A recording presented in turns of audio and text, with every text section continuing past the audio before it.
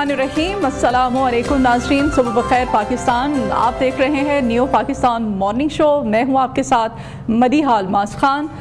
इस morning show में जहां हर दिन का आगाज़ हम करते हैं खुशियों, ख़बरों और तज़ियों के साथ, सबसे पहले हम बात करेंगे आज बजट 2025-26 की।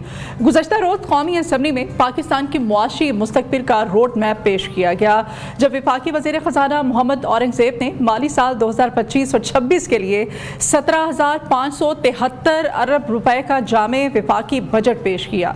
स्पीकर कौमी असम्बली अयाज सादी की ज़ेर सदारत मुनक्किद होने वाले इस बजट इजलास का आगाज़ तकरीबन आधे घंटे ताख़ीर से हुआ। ताहम वज़ीर आज़म शहबाज शरीफ के ऐवान में मौजूदगी ने बजट की अहमियत को मज़ीद बढ़ा दिया। ये मखलूत हुकूमत का दूसरा बजट है और इस का हदफ मुल्क को मुआशी इस्तेहकाम की राह पर गामजन करते हुए तरक्की और अवामी फलाह बहबूद की जानिब ले जाना है। बजट तकरीर के दौरान अपोजिशन अरकान की जानिब से शदीद शोर शराबा देखने में आया, जो मुल्क की सियासी सूरत हाल की अक्कासी करता है। लेकिन वज़ीर ख़ज़ाना ने पुरअज़्म अंदाज में हुकूमत के मुआशी विजन और हासिल शुदा कामयाबियों को पेश किया। मोहम्मद औरंगज़ेब ने अपने खिताब में न सिर्फ आइंदा माली साल के अहदाफ को पेश किया, बल्कि गुज़श्ता 7 साल की मुआशी कामयाबियों को भी उजागर किया। उन्होंने ख़ास तौर पर भारतीय जारहियत के मुकाबिल कौम के गैर मामूली इत्तेहाद, अज़्म और अफवाज पाकिस्तान की जवां मर्दी को सराहा और अस्करी कामयाबी को कौमी वक़ार और गैरत का मज़हर करार दिया। उन्होंने वाज़ेह किया कि इसी कौमी अज़्म को बरूए कार लाते हुए अब हुकूमत की तवज्जो मुआशी इस्तेहकाम, तरक्की और खुशहाली के हसूल पर मरकूज़ है। राह पर कायम खुशहाली दायम का नारा बुलंद करते हुए वज़ीर ख़ज़ाना ने कैसे पाकिस्तान का ख्वाब दिखाया, जहां तरक्की हर फर्द की दहलीज तक पहुंचे। बजट 2025-26 में दिफाई बजट के लिए 2,550 अरब रुपए मुख्तस किए गए, जो कि गुज़श्ता साल के मुकाबले में 20.2% ज़्यादा है। और सबसे अहम बात तो इसमें यह थी कि तनख्वाहदार तबके के लिए बड़े रिलीफ का ऐलान करते हुए तमाम टैक्स स्लेबस में नुमायां कमी की गई, जो अवाम की फलाह के हुकूमती अज़्म को ज़ाहिर करता है। इसके अलावा FER इस्लाहात, तवानाई के शोबे में बेहतरी, निजकारी और कर्ज़ों के बेहतर इंतज़ाम के लिए भी अहम इक़दाम तजवीज़ किए गए। वज़ीर ख़ज़ाना ने दावा किया है कि IMF ने पहली बार 389 अरब रुपए के महसूलात को बाज़ाब्ता तस्लीम किया है, जो हुकूमती इस्लाहात पर आलमी बिरादरी के एतमाद का मज़हर है। ज़राअत, IT, SMAs और ओवरसीज़ पाकिस्तानियों के लिए भी मुतअद्दिद मरात और सहूलियात का ऐलान किया गया, जिसका मकसद मुल्क की इक़्तिसादी तरक्की को वसी और बुनियाद बनाना है। बजट खसारा, अफराते ज़र, तरक्की की शरह के अहदाफ भी मुकर्रर किए गए, जो आइंदा माली साल की मुआशी सिमत का तयन करेंगे। इस बजट का मुकम्मल तजिया करने और इसके अवाम और मईशत पर पड़ने वाले असरात का जायज़ा लेंगे। हम माहिरीन की आरा जानेंगे। हमारे साथ आज इस्लामाबाद स्टूडियोज़ में मौजूद हैं सीनियर तजियाकार और माहिर टैक्स अमूर हाफिज़ एहसान खोखर साहब। बहुत शुक्रिया हाफिज़ साहब, आपने हमारे शो के लिए वक्त निकाला। आपको वेलकम करते हैं अपने मॉर्निंग शो में। हाफिज़ साहब, सबसे पहले आपसे जानना चाहते हैं कि वज़ीर ख़ज़ाना ने आइंदा माली साल के लिए 4.2% GDP ग्रोथ और 7.5% अफराते ज़र का हदफ रखा है। क्या समझते हैं आप, काफ़ी है ये? बिस्मिल्लाहिर्रहमानिर्रहीम। आपका शुक्रिया कि आपने मौका दी और बड़ा ज़बरदस्त आपने इंट्रो किया है। बुनियादी तौर पे किसी भी मुल्क का जो फेडरल बजट होता है, उसके अंदर आपकी एस्टिमेटेड आपकी जो रेवेन्यू रिसीट्स आती हैं या आपके एक्सपेंडिचर्स हैं, और उसके बाद जो एलोकेशंस आप करते हैं फॉर सर्टेन सेक्टर्स जो है, जिसके अंदर आपकी डेवलपमेंट है, आपकी हेल्थ है, आपके डिफेंस है, या उसके बाद जो है आपकी पॉलिसी प्लानिंग के अंदर जो चीज़ें आती हैं वो सारी की सारी एक आती हैं। अब ये है कि अगर इसको पाकिस्तान के कॉन्टेक्स्ट के अंदर देखा जाए तो वो ये है कि हमेशा से जब भी पाकिस्तान के अंदर बजट आता है तो पाकिस्तान के वही फंडामेंटल्स हैं जिस पे बार बार हम बात करते हैं, और वो फंडामेंटल्स ये हैं कि आपका जो एक रेगुलर टैक्स नेटवर्क है उससे निकल के आप अपनी ब्रॉडनिंग ऑफ टैक्स के ऊपर जाएं। जिस तरह आप ये देखें कि कभी इस तरह नहीं हुआ, और इस रीजन के अंदर आपने जो है पिछले 5 साल के अंदर जो है 75 बिलियन से आपने अपना सैलरीड क्लास का जो इनकम टैक्स था जो आपने बढ़ा के उसे तकरीबन 550 अरब रुपए पे लेके गए हैं। तो मेरा ये ख्याल ये है कि ये बहुत बड़ा बर्डन था जो पाकिस्तान के सैलरीड क्लास के ऊपर था, चाहे गवर्नमेंट के اندر ہیں یا گورنمنٹ کے باہر ہیں، اور یہ کوئی ایک ریزنیبل ٹیکسیشن نہیں تھی بلکہ ایک ریگرس قسم کی ٹیکسیشن تھی، اور جس کا میرا خیال ہے کہ گورنمنٹ کو بھی احساس اس کا ہوا کہ اس کو کسی نہ کسی طریقے سے نارمل کیا جائے۔ اور ابھی بھی اگر آپ اس کو دیکھیں تو کمپیریٹیولی اگر آپ اس خطے کے اندر دیکھیں تو جو ٹیکس ایگزمپشن ہے سیلری کلاس کی، وہ ابھی بھی انڈیا یا بنگلہ دیش جو ممالک ہیں جو ہمارے کمپیریٹیو کنٹریز ہیں ان سے پاکستان کے اندر کم ہے، اور پاکستان کے اندر جو سیلری کلاس کے سلیبز ہم نے بنائے ہوئے ہیں وہ بھی اس خطے کے اندر سب سے زیادہ ہیں۔ یہ ہے اس کا ایک ایسپیکٹ۔ دوسرا اس کا ایسپیکٹس یہ ہے کہ جتنی دیر تک آپ اپنی اکانومی کا سائز نہیں بڑا کریں گے، جتنی دیر تک آپ اپنے ملک کے اندر جو ہے بزنس جنریٹ نہیں کریں گے، جتنی دیر تک اپنے ملک کے اندر ایز آف ڈوئنگ بزنس نہیں کریں گے، اپنی گورننس کو ٹھیک نہیں کریں گے، جسٹس کو ٹھیک نہیں کریں گے، جتنی دیر تک آپ کے ملک کے لوگوں کی آمدنی نہیں بڑھے گی، اتنی دیر تک یہ وشیس سرکل ختم نہیں ہوگا۔ چونکہ اس وشیس سرکل کے اندر جو ہے سرٹن چیزیں پیٹ صورت کے اندر چل رہی ہیں، اور وہ یہ ہے کہ آپ 25 مرتبہ آئی ایم ایف کے پاس گئے ہیں، اور یہ بھی بجٹ جو بنا ہے یہ I M F instructed budget بنا ہے، اور انہوں نے آپ کی ہر ایک چیز کو مانیٹر کرا ہے، اور بنیادی طور پہ ان کا آبجیکٹیو یہ ہے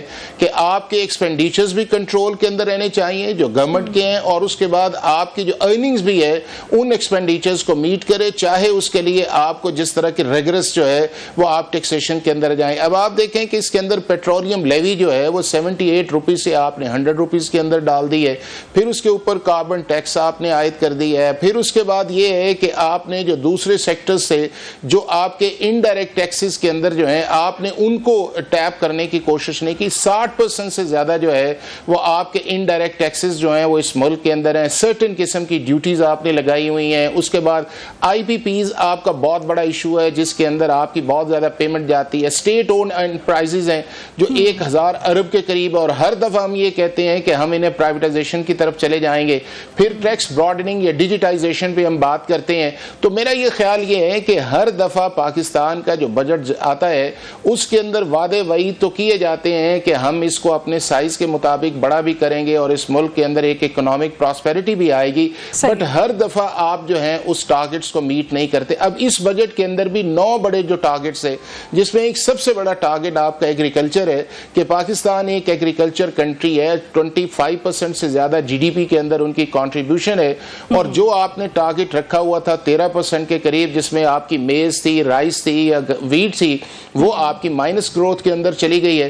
تو میں یہ سمجھتا یہ ہوں کہ ہمیں اگر اس آئی ایم ایف پروگرام کے اندر ہیں تو سائملٹینیسلی ہمیں ان چیزوں پہ بھی کام کرنا چاہیے کہ جس سے اس ملک کے اندر جو ہے آپ کی انڈسٹری آئے، آپ کے ملک کے اندر ایف ڈی آئی، اب دیکھیں نا کہ ایف ڈی آئی جس ملک کے اندر آئے گی تو آگے جائے گی۔ ہمارا سٹینڈرڈ 65 کنٹریز نمبر پہ ہے، 108 نمبر پہ جو ہے ہم ایز آف ڈوئنگ بزنس کے اندر ہم جا رہے ہیں۔ جو آپ انالیسس دے رہے ہیں اس کے اکارڈنگ آپ اس کو آئی ایم ایف کا ہمیشہ کی طرح مشروط بجٹ ہی اس کو کہا جا سکتا ہے۔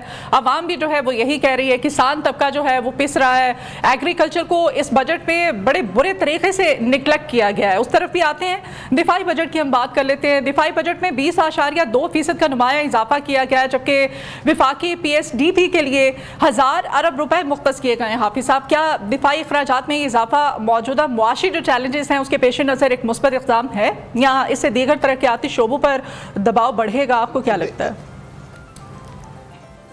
دیکھیں چیز یہ ہے کہ اگر آپ اپنی ڈیفنس ایکسپینڈیچرز کے اوپر جائیں اور اسے کمپیئر کریں کہ جو ایک ہمارا نیبرنگ کنٹری ہے اور جس کا ہمیشہ ہاسٹیلٹی کا ہمارے ساتھ ایک انوائرمنٹ، اگر آپ اس کو کمپیئر کریں تو ہمارا جو ہے تقریباً جو ہے وہ 11 یا 11.5 12 بلین ڈالر جو ہے ہمارا بجٹ بنتا ہے، اور ایز کمپیئر تو چلے جائیں انڈیا کے اندر تو ان کا 87-90+ بلین ڈالرز بنتا ہے۔ اور جس طرح آپ ایک آن گوئنگ وار سچویشنز کے اندر ہیں اور جس میں ابھی سیز فائر کے اندر ہیں، آپ کے دیکھیں کہ انڈیا نے کس طرح آپ پہ اٹیک کیا اور کس طرح پاکستان کی آرمی، نیوی اور ایئر فورس نے رسپانس کیا۔ تو میرا یہ خیال یہ ہے کہ ڈیفنس کی حد تک اس بجٹ کو ہم جسٹیفائی کر سکتے ہیں کہ جس سچویشن کے اندر ہیں، چونکہ جتنی دیر تک آپ کی ٹیریٹوریل انٹیگریٹی یا اس کے بعد یہ ہے کہ آپ کی جو ہے ملک کے اندر جو ہے آپ کی سوورینٹی جو ہے وہ انڈرمائن یا کمپرومائز ہو جائے گی، تو پھر تو ساری چیزیں جو ہیں وہ سیکنڈری ہو جائیں گی، اور یہی وہ ایک ایریا ڈیفنس کا ہے۔ اور میں یہ سمجھتا ہوں کہ پاکستان کی عوامی نے اس بجٹ کو جسٹیفائی بھی کیا ہے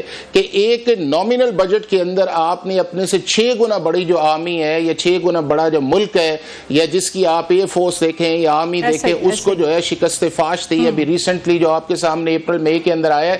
تو میں یہ سمجھتا ہوں کہ اس حد تک جو ہے یہ چیزیں جسٹیفائی ہیں, چونکہ کمپیئر کیا جائے اگر آپ اس ملک کے ساتھ کریں کہ جس ملک کے ساتھ آپ کا بھی دیکھیں کہ انڈس واٹر ٹریٹی کے اوپر جو ہے ابھی بھی ہاسٹیلٹی ہے, پتہ نہیں کس لیول پہ چیزیں جاتی ہیں, انڈیا ابھی بھی چیزیں مان نہیں رہا. تو اس کانٹیکس کے اندر اس بجٹ کو جسٹیفائی کیا جا سکتا ہے کہ اس کا لیول آف انکریز یا اس کا لیول آف کمپٹیشن جس کنٹری کے ساتھ ہے, میرا خیال ہے کہ پاکستان کا بجٹ یہی وجہ ہے عوام کا بھی جو ہے, عوام کا بالکل ایگریکلچر کی طرف, جیسے کہ آپ نے بھی بات کی, تعلیم, صحت, اس طرف فوکس ہے. عوام کا دفاعی بجٹ کو تو اپریشیٹ کیا جا رہا ہے, یقیناً ایسا ہونا بھی چاہیے تھا. قومی سلامتی اور معاشی ترقی کی اگر ہم بات کریں تو اس میں توازن کس طرح سے برقرار رکھا جا سکتا ہے؟ حکومت نے تنخواہ دار طبقے کی بات کر لیتے ہیں, تنخواہ دار طبقے کے لیے ٹیکس سلیبس میں نمایاں کمی کا اعلان کیا ہے, یہ ایک بڑا ریلیف ہے, لیکن tax to G D P ratio کو 10% سے بڑھانے کا بھی ہدف ہے. کیا آپ سمجھتے ہیں کہ ریلیف جو ہے واقعی ٹیکس بیس کو وسیع کرے گا یا اس سے محصولات پر کوئی منفی اثر پڑنے جا رہا ہے؟ دیکھیں, ایک تو یہ ہے کہ جو سیلری کلاس کا گورنمنٹ نے اس میں سلائٹ سا آپ کو اس کے ماڈل کے اندر نظر آئے گا کہ جس کے اندر انہوں نے ڈیفرنٹ ٹیکس سلیبز جو ہیں اس کو تھوڑا سا نامنل کیا ہے. چونکہ میں یہ سمجھتا ہوں کہ یہ گورنمنٹ کو بھی اندازہ تھا اور سب کو یہ تھا کہ یہ بہت ریگرسلی قسم کی ہم نے ٹیکسیشن جو ہے سیلری کلاس پہ کی ہے. جس طرح دیکھیں کہ پچھلے 5 سال کے اندر ایک 75 بلینز ہے اور اس کے بعد آپ 550 پہ چلے گئے ہیں. تھرڈ آپ کا لارجسٹ کنٹریبیوٹر آپ کا سیلری کلاس آ گئی ہے. آپ کا جو ایکسپورٹرز ہے یا اس کے بعد آپ کا جو ریٹیلر ہے اس سے زیادہ سیلری کلاس کر رہا ہے. تو میرا خیال ہے کہ ایکویٹیبل جو ٹیکسیشن تھی وہ نہیں تھی اور ابھی بھی اس کو اور جو ہے کم ہونا چاہیے. دیکھیں نا کہ جب آپ اس کو کرتے ہیں آپ کا انفلیشن بھی آتا ہے, پھر اس کے بعد یہ ہے کہ آپ کی جو مہنگائی ہے اس کی بھی جب آپ بڑھاتے ہیں, یا جس طرح آپ نے پیٹرولیم لیوی کے اوپر کیا ہے یا بجلی آپ نے پرائسز جو ہیں وہ افورڈیبل نہیں ہے, تو وہ ساری کی ساری چیزیں اگر سیلری کلاس کے اوپر جائیں گی تو ان کا بجٹ جو ہے اس کے اندر تو پرابلم آئے گی. اور وہ ڈیفینیٹلی جو ہے وہ پرابلم آئی ہوئی تھی جس کو انہوں نے ریلائز کر کے آئی ایم ایف کو کہا ہے کہ ہمیں تھوڑا سا اس کے اندر ریلیف جو ہے وہ دینا چاہیے اور ریلیف ملنا چاہیے. دوسرا اس چیز کے اندر یہ ہے کہ اب آپ دیکھیں کہ تقریباً 17,300 بلین کا والیوم بنا ہے جس میں سے 8,000 ارب پروونسز کے اندر جائے گا. اور جب آپ نے 18th امینڈمنٹ کر لی ہے تو یہ ساری چیزیں جو ہیں وہ پروونسز کو چلی گئی ہیں جس کے اندر آپ کی ہیلتھ ہے, لا اینڈ آرڈر ہے, ایجوکیشن ہے یا آپ کی بیسک فیسلٹیز ہے. تو میں یہ سمجھتا ہوں کہ فیڈرل گورنمنٹ کے ساتھ ساتھ پروونسز کا بھی کام یہ ہے کہ وہاں کے اوپر ایکول ڈسٹریبیوشن کریں اور لوگوں کو اس کا ریلیف دے. دیکھیں اگر میں ٹیکس دیتا ہوں یا کوئی بھی شخص ٹیکس دیتا ہے تو وہ ایکسپیکٹ تو کرتا ہے کہ اگر میں ہاسپٹل جاؤں تو مجھے دوائی ملے, اگر میں پولیس اسٹیشن جاؤں تو پولیس میری مدد کرے, اگر میں کورٹ کچہری کے اندر جاؤں تو مجھے جلد انصاف ملے, یا میرے گھر کے سامنے جو ہے وہ کوڑا کرکٹ جو ہے وہ نہیں ہونا چاہیے, یا گلی پکی ہونی چاہیے, یا روڈز ٹھیک ہونے چاہیے. ایک آپ کی لیجیٹیمیٹ ڈیمانڈ ہوتی ہے ٹورڈز دا اسٹیٹ جو ہے. تو میرا خیال یہ ہے کہ صوبوں کو ریئلائز کرنا چاہیے کہ جو چیزیں 18th امینڈمنٹ کے بعد ان کے پاس گئی ہیں ان کو اچھے طریقے سے ان ریسورسز کی ایلوکیشن کرے تاکہ عام آدمی کو یہ احساس ہو کہ گورنمنٹ جو ہے وہ ہمارے بجٹ ہم پہ خرچ کر رہی ہے اور ہمیں فیسیلیٹیٹ کر رہی ہے. دوسرا اس چیز کے اندر یہ ہے کہ 4 چیزوں کو ہمیں امیڈیٹلی اب ٹارگٹ کر لینا چاہیے. ایک میں سمجھتا یہ ہوں کہ جس طرح SIFC ایک ماڈل ہے اور جس طرح فائنانس منسٹر نے بھی اس کا ذکر کیا ہے, اس نے لارج سکیل کے اوپر آپ کے ملک کے اندر ایک جو انویسٹمنٹ کلائمیٹ ہے اس کو امپروو کرنے کی کوشش کی ہے. لیکن میں سمجھتا ہوں کہ سائملٹینیسلی SIFC کو جو آپ کا لوکل انویسٹر ہے یا لوکل بزنس مین ہے اس کو بھی فیسیلیٹیٹ کرنا چاہیے, چونکہ جتنی دیر تک آپ کا لوکل انویسٹر جو ہے یا بزنس مین وہ سیٹسفائی نہیں ہوگا گورنمنٹ کی پرفارمنس کے اندر یا ایز آف ڈوئنگ بزنس کے اندر, تو باہر کا کس طرح آ سکتا ہے. دوسرا یہ ہے کہ ہمیں اپنا جو ہے پاپولیشن گروتھ کے اوپر کام کرنا چاہیے, ہمیں انوائرمنٹ کے اوپر کام کرنا چاہیے, ہمیں جو ہے ڈیجیٹائزیشن کے اوپر جانا چاہیے. ایجوکیشن جو ہے وہ ہم لوسٹ جا رہے ہیں اس خطے کے اندر, ہم سے سری لنکا, بنگلہ دیش, انڈیا آگے چلا گیا, ہمیں اس پہ جانا چاہیے. ووکیشنل ٹریننگ پہ جانا چاہیے کہ اتنی بڑی آپ کی پاپولیشنز ہے اور اس کو اگر آپ ووکیشنل ٹریننگ دے کے ملک کے اندر یہ آپ اس کو ایکسپورٹس کریں, چونکہ آپ یہ دیکھیں نا کہ سب سے زیادہ اس وقت جو ہے تقریباً 38 بلین جو ہے وہ آپ کے ہوم ریمیٹنسیز آئے ہیں اور آپ کی ایکسپورٹس جو ہیں اس سے کم ہے. تو میننگ دیر بائی کہ اس کے اندر جتنا پوٹینشیل ہے اس کو اور بہتر طریقے سے کیا جائے. سر آپ نے اس میں 3 بڑے ویلڈ پوائنٹ اٹھائے. آپ نے کہا کہ ایجوکیشن ہے, اس میں آپ کی ہیلتھ آ جاتی ہے, اس میں وہی ایگریکلچر ہمارا ڈپارٹمنٹ آ جاتا ہے. ان تینوں کو ہمیشہ کیوں ہماری حکومتوں کی طرف سے نظر انداز کیا جاتا ہے؟ یہی بیسک جو ہیں یہ ہماری نیڈز ہیں. ہر ایک کامن مین جو ہے, جو ٹیکس پیئر ہے, ٹیکس پے کرتا ہے, اس کو انہیں 3 بیسک چیزوں کی ضرورت ہوتی ہے. کیوں نہیں ان پہ فوکس کیا جاتا اور اب کی بار بھی اس بجٹ میں ان کو نیگلیکٹ کیا گیا ہے؟ دیکھیں چیز یہ ہے کہ میں سمجھتا یہ ہوں کہ ہمیں یہ ریئلائز کر دینا چاہیے کہ پاکستان ایک ایگریکلچر بیس کنٹری ہے. دیکھیں آپ کا خطہ جو ہے وہ فوڈ باسکٹ کے طور پہ جانا جاتا تھا, اور ابھی بھی آپ یہ دیکھیں کہ اللہ تعالیٰ نے آپ کو گلگت سے لے کے گوادر تک کتنا زبردست آپ کو ایک لینڈسکیپ دیا ہوا ہے, اور اس کے اندر آپ کا ایک کینال سسٹم دیا ہوا ہے. اور ابھی بھی ہم جو ہیں وہ ڈیپینڈنٹ ہوتے ہیں اپنی فوڈ آئٹمز کے ذریعے باہر سے جو امپورٹس کر رہے ہوتے ہیں. تو ہمیں اس کے اندر 2 چیزوں پہ جانا چاہیے. ایک یہ ہے کہ ہمیں R&D کو بہتر کرنا چاہیے, دوسرا ہمیں سیڈز کے اوپر جانا چاہیے, اور تیسرا اس کی ویلیو ایڈڈ کے اوپر جانا چاہیے تاکہ جو عام کسان ہے اس کو فائدہ ہو. یہ نہیں ہے کہ جی وہ صرف گندم یا چاول یا وہ بنائے اور اس کے بعد جا کے وہ ایک آڑتی کے آئے یا اس کے مرہون منت ہی رہ جائے. تو میں یہ سمجھتا ہوں کہ اس کو ایز اے کارپوریٹ فارمنگ کے طور پہ لے کے آنا چاہیے تاکہ انکم بھی بڑھے. اور آپ یہ دیکھیں نا کہ جب آپ کی 25 کروڑ کی آبادی ہے اور اگلے 20-25 سال کے اندر آپ نے 50 کروڑ پہ جانا ہے, دنیا کا چوتھا بڑا ملک آپ نے بن جانا ہے, تو اگر آپ سارا کچھ جو ہے وہ لوکلی جو ہے وہ نہیں کریں گے تو کس طرح چیزیں جائیں گی. دوسرا میں سمجھتا یہ ہوں کہ جو آپ کے بڑے بڑے ایشوز ہیں جس کے اندر آپ کا بجلی کا ایشوز ہے یا اس کے بعد آپ کا پانی کا ایشو, ہمیں بڑے ڈیمز کے اوپر جانا چاہیے, ہمیں پالیٹکس سے نکل آنا چاہیے. ہمیں کالا باغ ڈیم بنانا چاہیے, جس طرح دیامیر بھاشا ہے اس کو ایکسپیڈائٹ کرنا چاہیے, جس طرح انڈیا ایک واٹر ٹیررزم کے اوپر جا رہا ہے. ہمیں اپنے ہاؤس کو آرڈر کے اندر لے کے آنا چاہیے تاکہ یہ ہے کہ پانی کی سٹوریج بھی آئے, اس کی یوزج بھی ہے. تقریباً $6 بلین جو ہے وہ ہر سال جو ہے پانی ہم جو ہے سمندر میں بھیجتے ہیں, اور ابھی تک پروونسز اس چیز پہ اکٹھے نہیں ہو رہے کہ کون سا بننا چاہیے. اتنی بڑی ٹیکنالوجی آپ کے پاس آ گئی ہے, تو ان ایشوز کو جو ہے آپ ٹیکنالوجی بیس کر کے جائیں, اور جہاں جہاں آپ کو پاکستان کا انٹرسٹ یا لوگوں کا انٹرسٹ ہے اس کو بہتر کرنا چاہیے. دوسرا میں سمجھتا یہ ہوں کہ ہمیں جو ہے جب آپ نے 18ویں ترمیم کے بعد بہت ساری چیزیں جو ہیں وہ آپ نے پروونسز کو دے دی ہیں, تو اب پروونسز کے آگے لوکل گورنمنٹس کو جانا چاہیے جو آرٹیکل 140A کانسٹیٹیوشن کا کہتا ہے, اور دنیا بھر کے اندر لوکل گورنمنٹس کام کرتی ہیں. وہی رسپانسیبل ہیں آپ کی ایجوکیشن کی, وہی رسپانسیبل ہیں آپ کی ہاسپٹلز کی, وہی آپ کی لوکل سروسز کی ہیں. ہمارا وہ چونکہ ٹیئر نہیں ہے اور ساری کی ساری چیزیں ہم بیٹھ کے جو ہے وہ لاہور, کراچی یا پشاور یا کوئٹہ میں اندر کرتے ہیں, تو اس کا ٹریکل ڈاؤن ایفیکٹ جو ہے وہ نہیں آ رہا, جس کی وجہ سے لوگ جو ہیں وہ سیٹسفائی نہیں ہے. تو لوکل گورنمنٹ جو ہے یا لوکل گورننس جو ہے وہ اس سارے پروسیس کے لیے بہتر ہے. پھر یہ ہے کہ ایک لوکل ٹیکسیشن کا کانسیپٹ آنا چاہیے کہ جس علاقے سے جتنا ٹیکس اکٹھا ہو اس کا 50% جو ہے وہ اس علاقے کے اندر جو ہے وہ لگنا چاہیے, تاکہ لوگوں کو یہ پتہ چلے. تو لگنا چاہیے, اور عوام یہ ڈیزرو بھی کرتے ہیں, بجائے کہ وہ 100% جو ہے اسے آپ اپنی برات اور اپنی آسائشوں کو بڑھا لیں. اور جو ٹیکس دیتے ہیں ان کی حالت زار آپ دیکھیں, اور جو ٹیکس جن کو دیا جاتا ہے ان کو آپ دیکھ لیں کس طرح سے شاہانہ زندگی وہ جیتے ہیں. بہت شکریہ حافظ احسان کھوکھر صاحب, سینئر تجزیہ کار ہمارے ساتھ تھے. کوشش کی ہم نے کہ اس بجٹ 2025 اور 26 کا موازنہ کر سکیں, جائزہ لے سکیں کہ عوام کو کیا ریلیف دیا گیا ہے. ابھی ایک بریک لیتے ہیں, بریک کے بعد دوبارہ حاضر ہوں گے ایک نئے سیگمنٹ کے ساتھ, تو آپ ہمارے ساتھ ہی رہیے.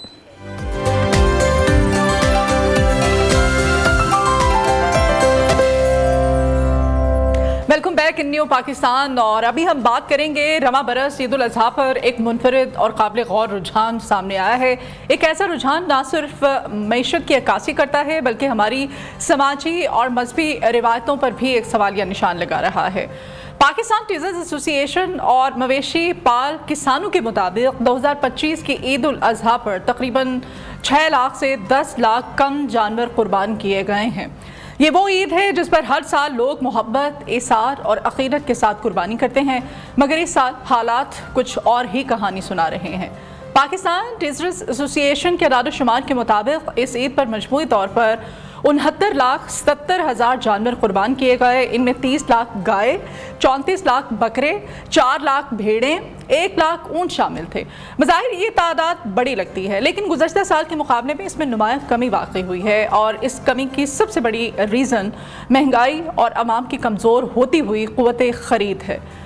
इस रिपोर्ट के अकॉर्डिंग इस साल जानवरों की कीमतों में कमी का रुझान भी देखा गया है, जो बज़ाहिर खुशाइन लगता है, लेकिन दर हकीकत ये मार्केट में मांग में कमी की एक अक्कासी है। कुर्बानी के जानवरों की कुल मालियत का तखमीना 500 अरब रुपए से भी कम रहा, जो कि गुज़श्ता सालों के मुकाबले में एक काबिल ज़िक्र कमी है।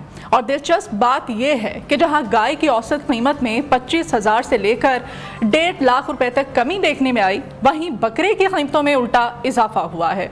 बाज़ सूरतों में 10,000 से लेकर 50,000 रुपए तक के ऊँट की कीमतें भी मज़ीद ऊपर गईं और बदबख्त तबके के लिए इन जानवरों का हसूल ख्वाब बनकर रह गया। यही वजह है कि इनफरादी कुर्बानी की बजाय इज्तिमाई कुर्बानी के रुझान में गैर मामूली इजाफा देखने को मिला। लोग मसाजिद, फलाही इदारों और ऑनलाइन प्लेटफॉर्म्स पर हिस्से डालकर कुर्बानी करते हुए नजर आए। ये तब्दीली इस बात का भी इंदिया है कि रिवायती ख़ानदानी या इनफरादी कुर्बानी आहिस्ता आहिस्ता एक माली बोझ बनती जा रही है। जबकि दूसरी जानिब अगर हम बात करें कुर्बानी की खालों की, तो इस साल खालों की मजमूई मालियत का तखमीना 6.35 अरब रुपए लगाया गया है।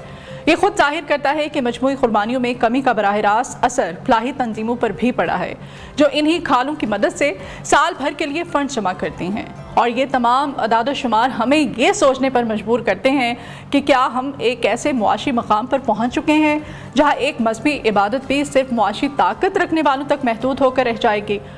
और अगर यही हालात रहे तो आइंदा आने वाले सालों में कुर्बानी का तसव्वुर क्या सिर्फ एक याद बनकर रह जाएगा। महंगाई का तूफान, क़ुव्वत ख़रीद का बहरान और बदलती हुई तरजीहात, इन तमाम सवालों ने, इन तमाम अवामिल ने इस साल की ईद को जो खुशियाँ हैं उनको महदूद कर रख दिया है। और ये एक लम्हा फ़िक्रिया है, सिर्फ आवाम के लिए नहीं बल्कि पॉलिसी साजों के लिए भी। और आखिर में ये कहना बेजा होगा कि कुर्बानी सिर्फ जानवर ज़िबा करने का अमल नहीं है, बल्कि कुर्बानी अपने मुफादात, ख्वाहिशात और ऐशो इशरत के मुकाबले में इसार, नियत और खलूस का नाम है। लेकिन अगर आवाम की मुआशी रीढ़ की हड्डी यूं ही टूटती रही तो इसार का ये अमल भी सिर्फ तारीख का एक हिस्सा रह जाएगा। तो जी आज जो है ईद उल अज़हा गुजर गई है, लेकिन अब ये जो इस साल ईद उल अज़हा मनाई गई है, जानवरों की कुर्बानी जो है गुज़श्ता साल की निस्बत खासी कम रही है। और इस पर सिर्फ अवाम जो हैं वो ज़ाहिर है परेशान हैं, वो सोच रहे हैं, लेकिन हुकूमत को सोचना होगा। हुकूमत को इस बारे में हमारी मैशत जो है वो रीढ़ की हड्डी की हैसियत रखती है और यकीनन अवाम की जो क़ुव्वत ख़रीद है वो कम होती चली जा रही है। तो हुकूमत को इस पर फोकस करना होगा। अभी एक ब्रेक लेते हैं, ब्रेक के बाद एक नए सेगमेंट के साथ हाजिर होंगे। आप हमारे साथ ही रहिए।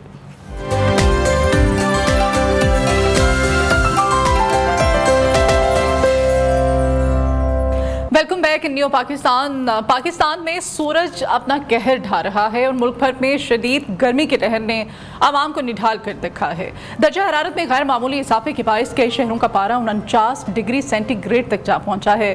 पंजाब डिजास्टर मैनेजमेंट अथॉरिटी ने 13 जून तक हीट वेव का अलर्ट जारी कर दिया है और शहरियों को सख्त एहतियाती तदाबीर इख्तियार करने की हिदायत कर दी है।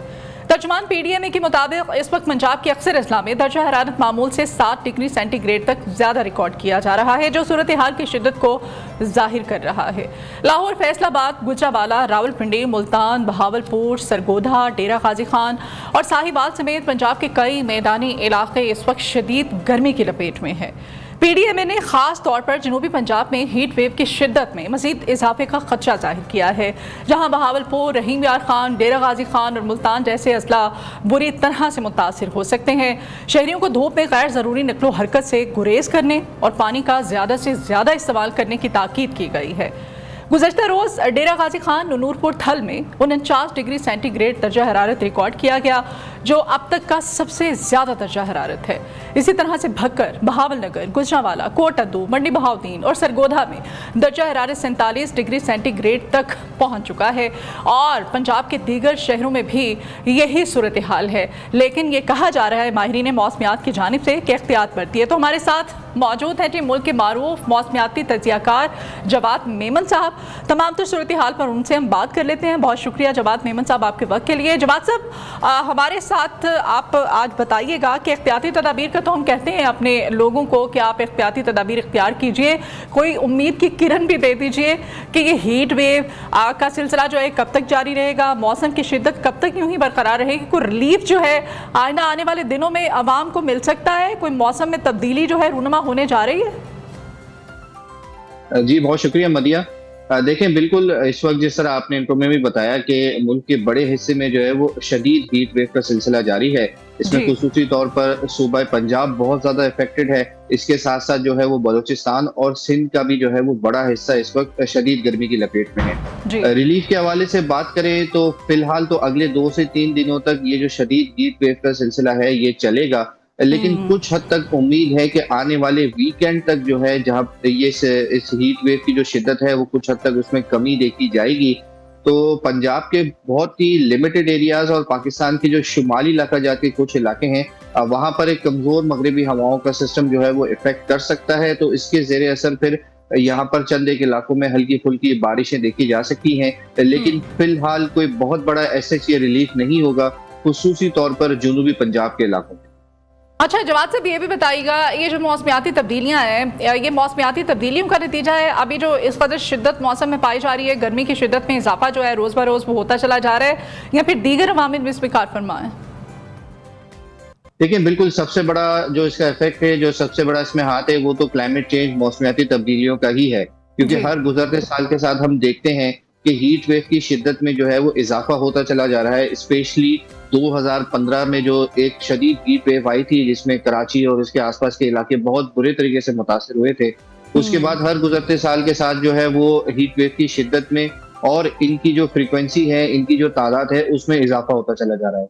साथ ही साथ अब क्लाइमेट चेंज की वजह से ईरान के ऊपर जो है वो एक हाई प्रेशर सिस्टम जो है वो अमूमन अक्सर जो है वो बन जाता है, जो कि इतनी तेजी से नहीं बनता था। इस वक्त भी इसी हाई प्रेशर सिस्टम की वजह से जो है वो पाकिस्तान का ये जो बड़ा हिस्सा है इस वक्त मुतासिर है। और अनफॉर्चुनेटली आगे आने वाले सालों में जिस तरीके से क्लाइमेट चेंज के इफेक्ट स्पेशली हमारे खित्ते में, हमारे मुल्क में नजर आ रहे हैं, आगे आने वाले सालों में ये जो हीट वेव का जो सिलसिला है इसमें मजीद शिद्दत भी जो है वो देखी जाएगी। ठीक है, हीट वेव की शिद्दत और दौरानिया आप बता रहे हैं। पीडीएमए ने 13 जून तक हीट वेव का अलर्ट जारी किया है। आपके तज्जिए के मुताबिक ये हीट वेव जो है कब तक बरकरार रहेगी और इसकी जो शिद्दत है इसमें मजीद इजाफा कब तक मुतवक्किल है? देखिए, इजाफा जो है वो इस वक्त ऑलमोस्ट ये हीट वेव जो है वो अपनी पीक इंटेंसिटी पर पहुंच चुकी है। जिस तरह आपने बताया कि कुछ इलाके हैं जो 49 अब इनफैक्ट 50 डिग्री तक भी जो है वो रिकॉर्ड किया गया है कुछ इलाकों में पंजाब के। लेकिन यहाँ पर एक जो नोटिसेबल बात है, वहां पर ह्यूमिडिटी जो है वो इन दिनों काफी ज्यादा नजर आ रही है। तो फीज लाइक टेम्परेचर जो है वो इन इलाकों में, काफी सारे इलाकों में जो है वो 50 से 60 डिग्री तक भी पहुंच चुका है। यही वजह है कि बार बार जो है वो ऑफिशियल की जानिब से अलर्ट जारी किए जा रहे हैं कि गैर जरूरी जो है वो आप धूप के टाइम पे जो है वो बाहर ना निकले। स्पेशली सुबह 11 साढ़े 11 बजे से लेके जो टाइम होता है तकरीबन 4 साढ़े 4 बजे तक, ये पीक आवर्स होते हैं हीट वेव के दौरान जो होते हैं। तो कोशिश करें कि इस दौरान जो है वो अपनी आउटडोर एक्टिविटीज जो है वो बहुत ज्यादा लिमिटेड रखें, गैर जरूरी बिल्कुल भी बाहर ना निकलें, क्योंकि इन्हीं वक्तों जवाब साहब, ये तो हम बार बार अपने अवाम को बता रहे हैं, लेकिन अवाम खुशखबरी भी कुछ सुनना चाहते हैं कि जून के महीने में कोई बारिशें, कोई हवाएं चलने का कोई इम्कान है, या फिर यूं ही शिद्दत जो है वो बढ़ती चली जाएगी मौसम की? नहीं, देखें, जिस तरह हमने बताया कि वीकेंड तक तो जो है वो एक छोटा सिस्टम एक्सपेक्टेड है, लेकिन आवाम के लिए अच्छी खबर, खुशखबरी ये है कि जून के आखिरी हफ्ते में जो है वो पाकिस्तान के मुख्तलिफ इलाकों में मॉनसून का जो सीजन है वो शुरू होता हुआ नजर आ रहा है। अच्छा। अब तक जितने भी लॉन्ग रेंज मॉडल्स जो नजर आ रहे हैं उसमें जून के आखिरी हफ्ते में कह सकते हैं कि 23-24 जून से लेके जून के जो बिल्कुल आखिरी दिन है, इन दिनों के दौरान जो है वो पंजाब के मुख्तलिफ इलाके, शुमाली इलाकाजात के मुख्तलिफ इलाके और जुनूब मशरिकी सिंध यानी कि थर पारकर, नगर पारकर और सिंध के कुछ दीगर इलाकों में जो है वो मॉनसून का सीजन जो है वो इंशाअल्लाह उम्मीद है कि वो शुरू हो सकता है। इस साल एक्सपेक्ट किया जा रहा है कि मॉनसून जो है वो मामूल से कुछ 5-7 दिन 10 दिन जो है वो पहले शुरू हो सकता है पाकिस्तान में। اور اس وقت یہ جو ہیٹ ویو بھی جو پڑ رہی ہے، یہ ساری چیزیں جو ہے وہ آپس میں انٹر کنیکٹڈ ہیں، کیونکہ جتنی زیادہ شدید گرمی ہوگی اتنا جو ہے وہ تیزی سے پھر مونسون کی جو ہوائیں ہیں انہیں ہماری طرف آنے میں جو ہے وہ کافی تیزی سے پھر یہ ہمارے ملک کی طرف بڑھتی ہے۔ اللہ کرے کہ کافی تیزی سے بڑھیں اور بارشیں بھی ہوں اور ہوائیں بھی چلیں، عوام جو ہے منتظر ہے۔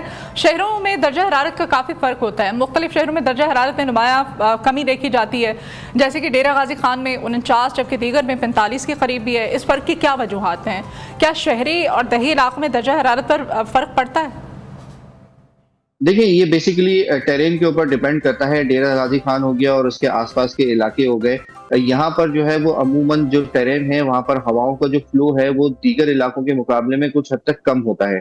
یہی وجہ ہے کہ ان علاقوں میں جو ہے وہ گرمی کی شدت زیادہ دیکھی جاتی ہے، لیکن کل انفیکٹ جو ہے وہ سرگودا بکر کے علاقوں میں بھی جو ہے وہ شدید گرمی تھی۔ تو یہ اوور آل ہیٹ ویو کا جو سلسلہ ہے یہ مختلف علاقوں کو الگ الگ طریقے سے ٹیرین کے حساب سے جو ہے وہ متاثر کرتا ہے۔ اب ہم اگر کوسٹل ایریاز کی بات کریں، جیسے کراچی ہے اور اس کے آس پاس کے علاقے ہیں، یہاں پر الحمدللہ پچھلے کچھ دنوں سے جو ہے وہ موسم انتہائی بہتر ہے۔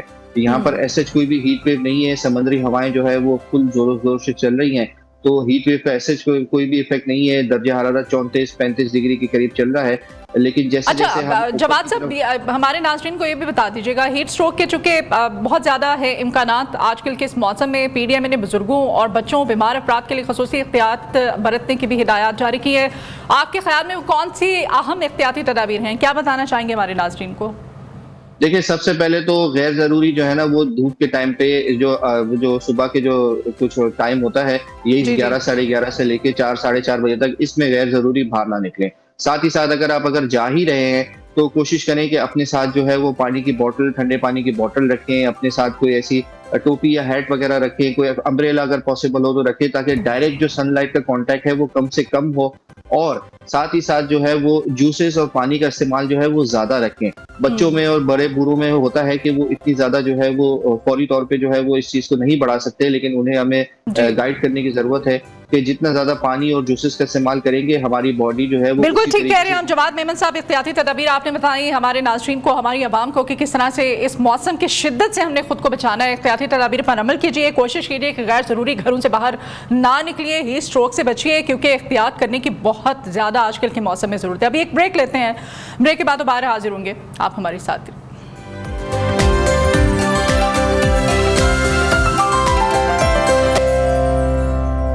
Welcome back in new Pakistan. اور پاکستان کی معاشی صورتحال ہمیشہ سے ہی عام آدمی کے لیے ایک بڑا چیلنج رہی ہے۔ گزشتہ روز قومی اسمبلی میں وفاقی وزیر خزانہ محمد اورنگزیب نے مالی سال 2025 اور 26 کے لیے 17,573 ارب روپے کا بجٹ پیش کر دیا ہے۔ اس بجٹ میں دفاعی اخراجات، ٹیکس اصلاحات اور توانائی کے شعبے میں بہتری جیسے بڑے اعلانات تو کیے گئے، لیکن سب سے اہم سوال یہ ہے کہ کیا یہ بجٹ واقعی عام آدمی کے حالات میں بہتری لائے گا؟ حکومت تنخواہ دار طبقے کے لیے ٹیکس لیبس میں نمایاں کمی کا اعلان کر کے ریلیف دینے کی کوشش کی ہے۔ اس کے علاوہ بجلی کی قیمتوں میں بھی صنعتی اور مستحق صارفین کے لیے کمی کی بات کی گئی ہے۔ تاہم ملک میں مہنگائی کی صورتحال، بڑھتے ہوئے اخراجات اور پائیدار معاشی ترقی کے اہداف اس سوال کو مزید گہرا کر دیتے ہیں کہ آیا یہ اقدامات مختصر مدت کے لیے راحت فراہم کریں گے یا پھر طویل المدتی بنیادوں پر عوام کی زندگیوں میں مثبت تبدیلی لائیں گے۔ جہاں ایک طرف حکومت ایف پی آر کی ڈیجیٹلائزیشن، نجکاری اور قرضوں کے بہتر انتظام کے ذریعے معاشی استحکام کا دعویٰ کر رہی ہے، وہیں پر دوسری طرف عوام کی نظریں اس بات پر بھی ہیں کہ ان اعلانات کا ان کی روزمرہ کی زندگی پر کیا اثر ڈالے گا۔ کیا افراط زر کے 7.5% کے ہدف کے ساتھ اور ٹیکس وصولیوں میں اضافے کی کوششوں کے بعد عام آدمی واقعی خریداری کی سکت میں بہتری محسوس کرے گا؟ کیا روزگار کے نئے مواقع پیدا ہوں گے اور کیا بنیادی ضروریات کی اشیاء کی قیمتیں قابو میں رہیں گی؟ ان تمام سوالات کا جواب جاننے کے لیے اور یہ سمجھنے کے لیے کہ یہ بجٹ عام پاکستانی کی زندگی کو کس حد تک متاثر کرے گا، ہم نے ملک کے معروف ماہر معیشت سے رجوع کیا ہے، اور ہمارے ساتھ آج اسٹوڈیوز میں موجود ہیں ملک کے معروف ماہر معیشت ڈاکٹر تیمور الرحمان صاحب۔ Thank you so very much doctor صاحب آپ کے ٹائم کے لیے۔ صورتحال یہ ہے کہ آج ہم نے جاننا یہ ہے کہ جو بجٹ پیش کر دیا گیا ہے حکومت کی طرف سے، اس بجٹ میں پاکستان کا ایک کامن مین جو ہے، ایک عام آدمی جو ہے جو کہ ٹیکس دیتا ہے، تنخواہ دار طبقہ ہے، ہماری سیلری پہ ٹیکس کرتا ہے، کیا ریلیف ملا ہے؟ ہر بجٹ میں کبھی کوئی ریلیف ایک عام آدمی کو نہیں ملا، اس بجٹ میں کیا ہے؟ शुक्रिया मदीहा। सबसे पहले तो इस बात को समझने की ज़रूरत है कि ओवरऑल ये बजट एक ग्रोथ की तरफ का बजट नहीं है। इसमें एम्प्लॉयमेंट जनरेशन फोकस नहीं है। फोकस वही है जो पिछले बजट का भी था और औरंगज़ेब साहब का हमेशा रहा है कि मैक्रो इकोनॉमिक स्टेबिलिटी आनी चाहिए, और काफ़ी हद तक वो इस मकसद में कामयाब साबित हुए हैं। अच्छा। इस सेंस में कि इन्फ्लेशन रेट अब 5% से कम आ गया, जिसकी वजह से इंटरेस्ट रेट्स भी वो उन्होंने काट लिए, जिसकी वजह से डेट सर्विसिंग में गवर्नमेंट को काफ़ी फिस्कल स्पेस मिला। 2 ट्रिलियन से ज़्यादा रुपए का फिस्कल स्पेस मिला। उस फिस्कल स्पेस में उन्होंने चंद ऐसी चीज़ें की हैं जिससे आम आदमी को थोड़ा बहुत फ़ायदा है। मिसाल के तौर पे जो 6 से 12 लाख रुपए की आमदनी के लोग हैं, उनके ऊपर जो टैक्स वगैरह सालाना टैक्स था, उसको उन्होंने जो है वो कम किया है। और इस तरह मुख्तलिफ जो सैलरीज पे टैक्सेस लगे हुए थे पिछले बजट में जो डाले गए थे, उनको कम किया है। वो पिछली दफ़ा जो डाले थे इट वाज अब्सर्ड कि वो क्यों डाले हैं सैलरीड लोगों पे। जिन लोगों पे डालने चाहिए उन पे नहीं डाले, मगर जिन लोगों पे नहीं डालने चाहिए थे उन पे बहुत सारे टैक्स। मतलब आप हम लोगों को जो तनख्वाह लेने वाले लोग हैं इंक्लूडिंग मी, आप मैं खुद भी देता हूँ, आप खुशखबरी दे रहे हैं कि टैक्स जो है कुछ हद तक बेहतरी है, मगर दूसरी तरफ और महंगाई भी में भी कमी है। तो ये खुशखबरियाँ हैं, कुछ खुशखबरियाँ भी सुनानी चाहिए ना। हाँ जी, बिल्कुल। मगर दूसरी तरफ इस चीज़ को समझने की ज़रूरत है कि एम्प्लॉयमेंट जनरेशन इस बजट के रिजल्ट में नहीं होगी। यानी ये ग्रोथ ओरिएंटेड बजट नहीं है। ये है एक ऐसा बजट जिसका मकसद यही है कि मैक्रो इकोनॉमिक स्टेबिलिटी करेंसी वगैरह के अंदर आए। कंट्रैक्शनरी बजट है। फिस्कल डेफिसिट भी इस बजट के अंदर पिछली दिहाई में सबसे कम है। अच्छा। हाँ जी, फिस्कल डेफिसिट बहुत कम रखा गया। अगर वो अपने टारगेट्स पूरे कर लें तो फिस्कल डेफिसिट इज़ हार्डली 2.6% और 2.5% ऑफ GDP। तो वही जो पिछले साल की सोच थी उसी को जारी रखा गया। आप ओवरऑल अगर बजट को देखें तो 7% कंट्रैक्शन है बजट के अंदर। 7% कम अखराजात हैं पिछले बजट के बनिस्बत। तो इसका मतलब ये है कि एम्प्लॉयमेंट जनरेशन नहीं होगी। ऑलरेडी 6.2% अनएम्प्लॉयमेंट चल रही, खासतौर पे यंग लोगों में अनएम्प्लॉयमेंट बहुत हाई है और अंडर एम्प्लॉयमेंट भी बहुत एक्सट्रीम है। तो गवर्नमेंट ने ये कहा है कि जी हमारा टारगेट है कि हम 4.2% पे ग्रो करेंगे, मगर गवर्नमेंट 4.2% पे इस बजट के साथ, जिसमें इकोनॉमिस्ट कहते हैं सिट्रस पैरेबस, यानी all other things being constant, यानी और को तब्दीली ना हो, इतनी ग्रोथ अचीव शायद ना कर पाए।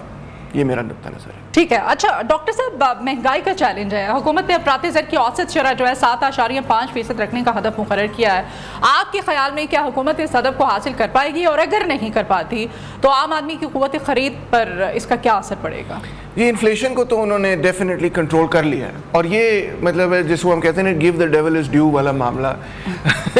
तो औरंगज़ेब साहब को ये क्रेडिट जाता है। अच्छा। कि इन्फ्लेशन को वो कंट्रोल करने में कामयाब हुए, मगर एट व्हाट एक्सपेंस? इसकी कॉस्ट क्या अदा करनी पड़ी? क्योंकि IMF के इस प्रोग्राम में इन मैक्रो इकोनॉमिक स्टेबिलिटी को मुतारफ़ कराने के लिए बेसिकली उन्होंने इकोनॉमी को श्रिंक किया। मतलब पिछले 2 सालों में जो आम आदमी पे बोझ पड़ा था, आप कह रहे हैं कि वो कम होगा? महंगाई का बोझ, 2 किस्म के बोझ है। एक बेरोजगारी का है और एक महंगाई का है। ठीक। तो बेरोजगारी बढ़ेगी? जी हाँ, बिल्कुल। और महंगाई आप कह रहे हैं कि कम? महंगाई कंट्रोल में आ गई है, मगर रोजगार अभी उस तरह से मुहैया नहीं किया जाएगा और नहीं होगा मेरे ओपिनियन में। अच्छा, ठीक है। अच्छा डॉक्टर साहब, हम कीमतों की बात कर रहे हैं कि अशिया जो ज़रूरी है उनकी कीमतें कंट्रोल में रहेंगी। रोज़गार के मौके आप कह रहे हैं कि वो पैदा नहीं होंगे। पायदार तरक्की है, बजट में मुआशी तरक्की की शरह 4.2% रहने का इम्कान जाहिर किया गया। क्या ये जो शरह इतनी है कि मुल्क में नए रोज़गार के मौके पैदा हों, बेरोज़गारी में कमी आए, वो तो आप कह रहे हैं कि नहीं आएगी। फिर एक आम आदमी, अगर आपके पास रोज़गार ही नहीं है, आपकी इनकम बढ़ेगी नहीं, आप बेरोज़गार हैं, तो फिर महंगाई की शरह किस तरह से आप वो ओवरकम होती हुई आपको नजर आ रही? मतलब ये कि आसान अल्फाज में हमें समझा दे जरा प्लीज। बस आसान अल्फाज में यही है कि पैसे ही नहीं है आपके पास, 2 टारगेट आप खरीद ही नहीं सकते हैं। एग्जैक्टली। 2 टारगेट है ना, देखिए जी, एक तो ये कि महंगाई कम हो और दूसरा ये कि रोजगार बढ़े। एक टारगेट पूरा हो गया, दूसरा टारगेट पूरा अभी फिलहाल नहीं हुआ। हुकूमत की ख्वाहिश है कि वो पूरा हो जाए। कुछ चीजों में ख्वाहिशों से तो काम नहीं बनता, मगर कुछ चीज़ों में हो सकता है अगले साल में इम्प्रूवमेंट आए। अच्छा। मिसाल के तौर पे इस साल मैं समझता हूँ कि जो एग्रीकल्चर है वो پانی کی کمی کی وجہ سے اور support pricing minimum support pricing کی ایلیمینیشن کی وجہ سے اس میں کافی برا رزلٹ آیا. میجر کراپس میں 13.6% ڈاؤن ٹرن تھا. اوور آل ایگریکلچر 0.6% پہ گرو کیا, یعنی نہ ہی گرو کریں, آپ کہہ کے نہیں گرو کیا کیونکہ اس سے زیادہ تو آبادی گرو کر رہی ہے. تو ریئل ٹرمز میں ایگریکلچر آبادی تو ٹھیک ٹھاک گرو کر رہی ہے, ٹھیک ٹھاک 2% سے زیادہ گرو ہوتی ہے. آپ کے پاس ایگزیکٹلی ہاں, تو اگر کوئی چیز 2% سے کم گرو کرتی ہے اس کا مطلب ہے ریئل ٹرمز میں وہ در حقیقت پیچھے جا رہی ہے. تو ایگریکلچر اس دفعہ بہت پیچھے گیا ہے پانی کی وجہ سے اور منیمم سپورٹ پرائس. تو پانی کی سچویشن یہ کسان جو چھوٹے کاروبار کے لیے جو اقدامات کیے گئے ہیں اس طرف بھی آتے ہیں اپنے ناظرین کو ذرا, کہ یہ جو زرعی شعبہ ہے اس کے لیے کئی اقدامات کیے گئے ہیں, جیسے چھوٹے کسانوں کو بلا ضمانت قرضے ہیں وہ تجویز کیے گئے ہیں.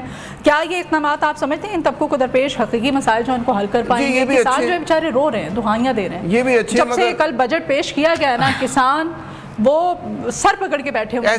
ایسے ہی ہے. اصل سب سے بڑی اور امپورٹنٹ چیز ہے منیمم سپورٹ پرائس, کہ اگر کسان اور غریب کسان جو ہے وہ کاشتکاری کرتا ہے اور آپ کو پتہ ہے اس میں رسک فیکٹر کافی ہوتا ہے اور اس کے پاس اتنا کوشن نہیں ہے کہ وہ بہت بڑا رسک لے سکے. تو جب منیمم سپورٹ پرائس ایک جگہ قائم ہوتی ہے, حکومت قائم کر دے, تو اس کو یہ پتہ ہے کہ اگر مارکیٹ میں نہیں بھی بکا تو میں حکومت کو اس قیمت پہ بیچ سکتا ہوں. ویٹ میں بھی یہ ہے, شوگر کین میں بھی یہ ہے, یہ کاٹن میں بھی ہے. تو اس سے کسان کو ایک بہرحال رسک اس کا ریڈیوس ہوتا ہے. اب آئی ایم ایف کے کہنے پر جو انہانس اسٹرکچر ایڈجسٹمنٹ فیسلٹی وغیرہ یہ جو لون ہم نے لیا ہے, انہوں نے کہا کہ 2026 تک مڈ 2026 تک آپ نے منیمم سپورٹ پرائس نہیں دینی. وہ ویٹ میں بھی ختم ہوئی پڑی ہے, شوگر کین میں, کاٹن میں وہ ختم ہوئی پڑی ہے, فرٹیلائزر میں بھی ختم ہوئی پڑی ہے. تو اس کا بہرحال کسان کو سب سے زیادہ نقصان ہے. یہ جتنی جلدی ریسٹور ہوگی میں سمجھتا ہوں اتنا بہتری سے اتنی جلدی ایگریکلچر بھی ریسٹور ہوگا. ٹھیک ہے, ابھی تک جو آپ نے اپنا انالیسس دیا ہے اس کو اگر دیکھیں تو آپ کہتے ہیں کہ صرف مہنگائی کی جو ریشو ہے وہ کنٹرول ہوئی ہے. اس کے علاوہ آپ اگر ایجوکیشن کو دیکھ لیں, آپ ہیلتھ کو دیکھ لیں, ان دونوں سیکٹرز میں تو بالکل ہی سرے سے ہی کچھ نہیں کیا گیا نا. اس بارے میں بتائیے گا. ہاں جی, منیمم چینجز ہے کہ 11 دانے اسکول اور کھول دیں گے, ہم یہ کر دیں گے, وہ کر دیں گے. بے نظیر انکم سپورٹ کے لیے انہوں نے جیسے فنڈز جو ہے ان کو مزید بڑھانے کی تجویز دے دی ہے. مطلب یہی رہ گیا ہے کہ آپ نے لوگوں کو روزگار نہیں دینے ہیں, یہ کہ بے نظیر انکم سپورٹ پروگرام جو ہے اس فنڈ کو بڑھا دیا ہے, خواتین لائنوں میں لگیں, دھکے کھائیں, وہ 1500-2500 روپے کے لیے وہ یہ مطلب اس بجٹ میں ہی رکھا. اصل میں جو گروتھ ہے نا وہ تو ہوگی پی ایس ڈی پی سے. جو پبلک سیکٹر ڈیولپمنٹ پروگرام ہے اس میں انہوں نے صرف فی الحال تجویز کیا ہے 1 ٹریلین روپیز کا, کہ اتنا, یہ ایک وہ بہت بڑا اماؤنٹ نہیں ہے. اور مسئلہ یہ کہ پچھلے 5 سالوں سے جو اماؤنٹ مختص کیا جاتا ہے پی ایس ڈی پی کے لیے, بلیو کریں وہ استعمال ہی نہیں ہوتا پورا, وہ ایگزاسٹ نہیں ہوتا بجٹ, اور پھر منی بجٹ کے ذریعے وہ پھر دوسری چیزوں میں شفٹ ہو جاتا ہے. پی ایس ڈی پی کو ٹھیک کرنا, اس کو ایکسپینڈ کرنے کے نتیجے میں ہی اکانومی گرو کرے گی. تو اس وقت اگر گروتھ اورینٹڈ بجٹ ہوتا ہے تو پی ایس ڈی پی ہمیں کم سے کم 2 ٹریلین کا تو نظر آتا ہے, اس سے بھی شاید بڑا نظر آتا. تو اس وقت وہ صرف 1 ٹریلین پہ ہے کھڑا ہوا. اسی سے آپ کو نظر آتا ہے کہ یہ آسٹیریٹی بجٹ ہے, گروتھ بجٹ نہیں ہے. اچھا, آئی ایم ایف کا مشروط بجٹ اس کو آپ کہہ سکتے ہیں کہ آئی ایم ایف کی شرائط جو ہیں وہ ایک دفعہ پھر سے انہی شرائط کو لاگو کیا گیا ہے اور عوام جو ہے مزید وہ پسیں گے. 100% آپ نے ٹھیک کہا. بیسکلی آئی ایم ایف نے جو خد خال تیار کیے تھے اسی کے مطابق اورنگزیب صاحب نے بجٹ بنایا. اور آئی ایم ایف کے جو ہدف ہوتے ہیں وہ ہمیشہ یہ ہوتے ہیں, اہداف ہوتے ہیں وہ یہ ہوتے ہیں کہ گلوبل میکرو اکنامک سٹیبلٹی انہوں نے لے کر آنی ہوتی ہے, کرنسی کے اندر سٹیبلٹی آئے. اور پاکستان جیسی اکانومیز میں یہ سٹیبلٹی آسٹیریٹی کے ذریعے جب وہ متعارف کراتے ہیں تو بیسکلی دانستان وہ اکانومی کو شرنک کرتے ہیں, ایک طرح سے اکانومی کو ڈیفلیٹ کیا انہوں نے. تو یہ پاکستان کی اکانومی شرنک ہوئی ہے. 3 سالوں سے اب لارج اسکیل انڈسٹری شرنک ہو رہی ہے. ایگریکلچر میجر کراپس آپ کے سامنے شرنک ہو رہی ہیں, ریل ٹرم سے پیچھے جا رہے ہیں. ایون سروس سیکٹر میں بھی کوئی خاص. تو آگے کس سیکٹر میں جا رہے ہیں ہم, کوئی ایک سیکٹر بتا دیں آپ, پھر آپ کہیں گے کہ نہیں گروتھ ریٹ جو ہے وہ بڑھنے جا رہا ہے. نہیں, فی الحال جو ہے ہمیں گروتھ ریٹ کہیں پہ بھی ذرا نظر نہیں آیا. وہ بھی نہیں بڑھ رہا. 2.7%. آپ کہیں گے مہنگائی کم ہوگی. مہنگائی کم ہوگی. 2.7% گورنمنٹ کا یہ کہنا ہے کہ گروتھ ریٹ ہوئی ہے لگ بھگ, مگر اس پہ بھی ڈیبیٹ ہے کہ شاید یہ 1% ایڈجسٹمنٹ کرنی پڑے, یہ شاید 2.6 ہو یا 8.5 ہو. اچھا. تو بیسکلی اگر آپ کی سوسائٹی گرو کر رہی ہے ایٹ اوور یا 2.2% پہ 2.1% پہ آپ کی پاپولیشن گرو کر رہی ہے, چلے 2% پہ آپ کی پاپولیشن گرو کر رہی ہے اور آپ 2.6% گروتھ شو کر رہے ہیں, تو اس کا مطلب ہے آپ 0.6% ریئل گروتھ پہ ہیں. صحیح. چلیں جی, جو گروتھ ہی نہیں ہے, یہ تو گروتھ نہ ہوئی نا. ہاں جی, بات ہی ختم. اچھا, سبسڈیز اور سماجی تحفظ کے لیے بجلی اور دیگر شعبوں کے لیے 1186 ارب روپے کی سبسڈی رکھی گئی ہے, اور جیسے کہ میں کہہ رہی تھی بے نظیر انکم سپورٹ پروگرام کے لیے 716 ارب روپے مختص کیے گئے ہیں. آپ سمجھتے ہیں یہ سبسڈیز سماجی تحفظ کے پروگرام واقعی جو معاشرے کا وہ جو لوور مڈل کلاس طبقہ ہے یہ ان تک پہنچ پاتا ہے, ان کی زندگیوں میں کوئی پازیٹیو چینجز آتے ہیں, ان کو کوئی اس کا فائدہ ہوتا ہے, کوئی ریلیف ملتا ہے؟ ڈیفینیٹلی جو غریبوں کے لیے سبسڈیز ہیں میں تو ان کے حق میں ہوں کہ وہ قائم رہنی چاہیے. آئی ایم ایف والے تو ایک اوور آل گراس گول لگاتے ہیں نا کہ آپ اتنی سبسڈی دے رہے ہیں, اس کو اتنا کاٹیں تاکہ آپ کا بجٹ بیلنس ہو جائے. اب سوال یہ ہر حکومت کے سامنے آتا ہے کہ سبسڈیز وہ کئی ساری مختلف دے رہے ہوتے ہیں. کچھ وہ امیر طبقے کو سبسڈیز دے رہے ہوتے ہیں, کچھ غریب طبقے کو سبسڈیز دے رہے ہوتے ہیں. ٹھیک ہے. میں ہمیشہ یہ کہتا ہوں کہ غریب طبقے کو جو سبسڈیز دے رہے ہیں ان کو نہ کاٹیں آپ, کیونکہ پہلے ان کا برا حال ہے. جو امیر طبقے کو سبسڈیز مل رہی ہیں وہ کئی شکلوں کے اندر ہیں. ایک وہ ٹیکس ایگزمپشنز کی شکل کے اندر بھی ایک قسم کی سبسڈی ہوتی ہے, وہ آئی پی پیز کی کیپیسٹی پیمنٹس کی شکل میں سبسڈیز ہوتی ہیں, وہ ایکسپورٹ پروموشن کی مختلف سکیمز کی شکل میں سبسڈیز ہوتی ہیں, وہ پاور اور گیس وغیرہ کے سبسڈائز ریٹس کی شکل میں سبسڈیز ہوتی ہیں, اور بھی سافٹ لونز وغیرہ کی شکل میں بھی سبسڈیز ہو سکتی ہیں. یہ سب اب پریشر یہ ہوتا ہے گورنمنٹ پہ کہ یہ پاورفل لابیز ہیں, طاقتور لابیز ہیں, چیمبر آف کامرس ہے, یہ ہے, ریٹیلرز ہیں, ٹریڈرز ہیں, تاجران ہیں, وہ کہتے ہیں نہیں, یا وہ کیا کہنا چاہیے ریئل اسٹیٹ کے لوگ ہیں, یہ کور کنسٹیچوئنسی ہے موجودہ حکومت کی, وہ آگے کہتے ہیں نہیں ہماری سبسڈی آپ نے ختم نہیں کرنی بلکہ ہمیں ٹیکس ایگزمپشن دی جائے. اب آپ دیکھیں کہ جو کنسٹرکشن سیکٹر ہے پورے کا پورا, ریئل اسٹیٹ سیکٹر ہے, ان کو میسیو لیول پہ انہوں نے چھوٹ دی ہے, اور ان کا شاید یہی خیال ہے, اندازہ بندہ یہی لگاتا ہے کہ ان کا یہ خیال ہے کہ یہ 4.2% کا گول بیسکلی وہ اس طرح سے پورا کریں گے کہ کنسٹرکشن اور ریئل اسٹیٹ کو چھوٹ دیں گے, کنسٹرکشن اور ریئل اسٹیٹ تیزی سے آگے بڑھے تو شاید اس کے نتیجے میں گروتھ 4.2%. وہ کنسٹرکشن والا تو ویسے بھی یہ جو حکومت ہے ان کا تو وہ ان پہ ایک ویسے تنقید بھی کی جاتی ہے. ہاں جی بالکل بالکل, وہ بڑے قریبی تعلق ہے, ان کا فائدہ ہے تو اس وجہ سے بھی بڑا قریبی گٹھ جوڑ ہے. ایگزیکٹلی, وہ پھر ڈیبیٹ کہیں اور چلی جائے گی.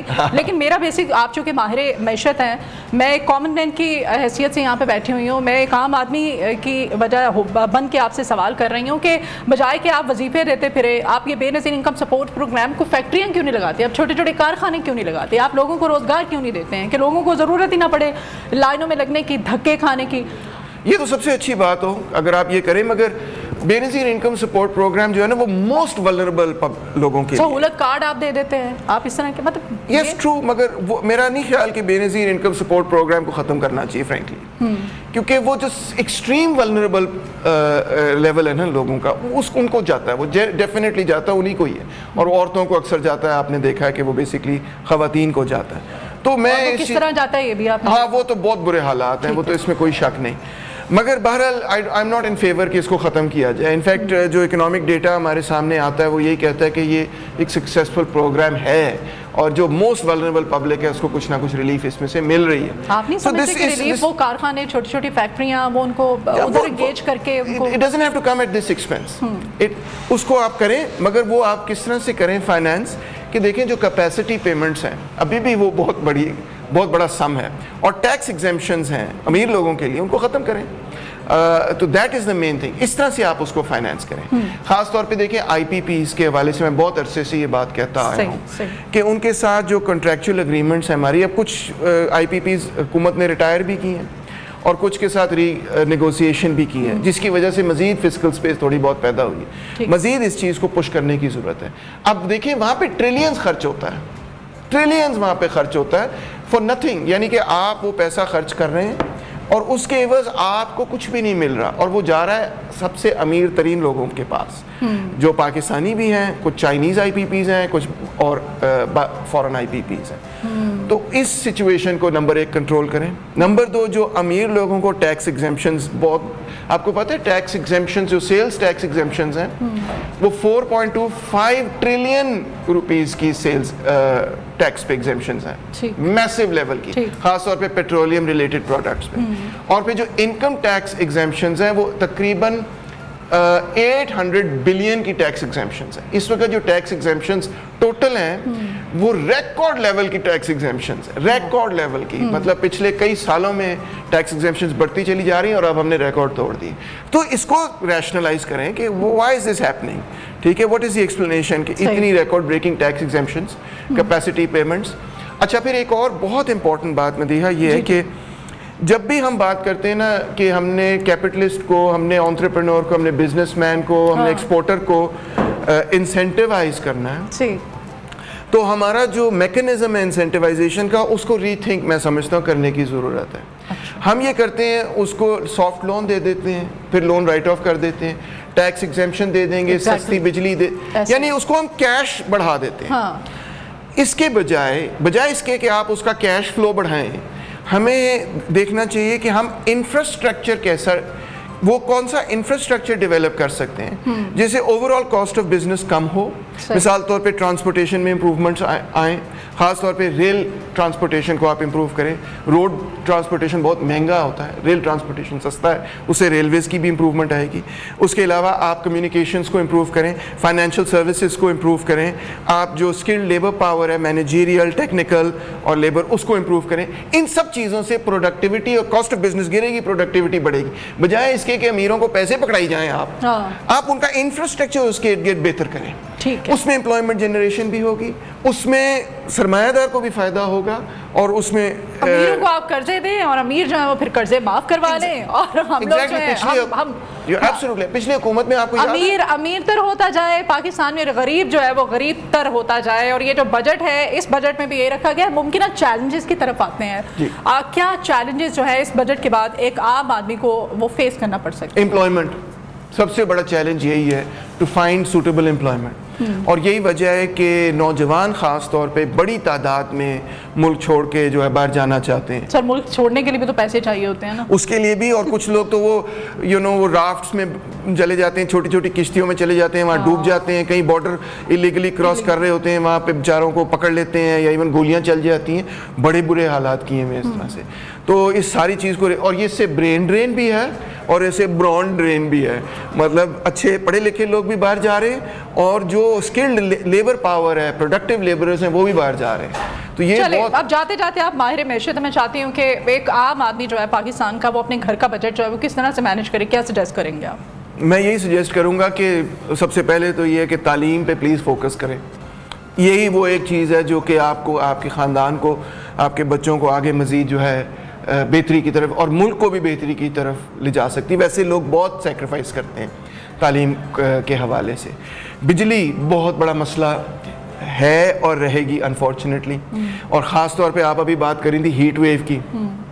कोई इवेपोरेटिव कूलर्स वगैरह लगाएं, छत के नीचे रहें, छत की इंसुलेशन वगैरह करें ताकि गर्मी से आप बच सकें। तसल्लियाँ दे रहे हैं। हाँ, तसल्लियाँ ही दे सकता है बंदा, क्योंकि जहाँ एम्प्लॉयमेंट जनरेशन नहीं होगी वहाँ पे पैसे नहीं होंगे तो क्या करेगा। हाँ, ठीक है, आप कूलर लगाएं और कूलर में आप कूलर लगाएं, इंसुलेशन लगाएं, और तालीम तालीम तालीम तालीम तालीम तालीम तालीम पे फोकस करें। जी, बहुत शुक्रिया डॉक्टर साहब हमारे साथ है। डॉक्टर तैमूरुर रहमान साहब माहिर मैशत थे। कोशिश की कि ये जो बजट ये हुकूमत ने जो हमारे सरों पर मुसल्लत किया है, मैं यही कहूँगी, इस बजट से पाकिस्तान का जो एक आम आदमी है, उस बजट में क्या रखा गया है, उसको क्या रिलीफ दिया गया है, और देखते हैं क्या रिलीफ मिलता है आपको और मुझको। अभी एक ब्रेक लेते हैं, ब्रेक के बाद दोबारा हाजिर होते हैं। आप मेरे साथ ही रहिए।